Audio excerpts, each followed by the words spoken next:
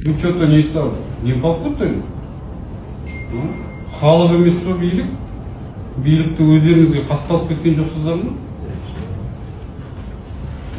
Сіздің қалағаныңыз, сіздің білгеніңізбен жүре беретін біз қой емес, біз кешірерсіздер. Еркіндігіміз бар, ойымыз бар, сауатымыз бар, Аллаға шүкір. Жақсы енді. Тендер мәселесіне келейік. 2023 жылы жұмыс басталатын кезде Ирали мекемесіне және Кизби мекемесіне 80 мың теңгеден сағатына бір көзден береді. Неге сол кезде қазынаға көз жұмып қалдыңыздар? Сайлауды өткізу үшін бе таптыңыз? Сол үшін әрекет жасадыңыздар ма сонда? Сайлаудан кейін біз керек емес болып қалдық па халық? Сайлайтын сайлап алып болды, барлығы отыратын орнына отырып алды ма? Біздер не істеуіміз керек сонда? Сағ болып жүруіміз керек пе? Жан айқайымыз Астанаға жеткізіп?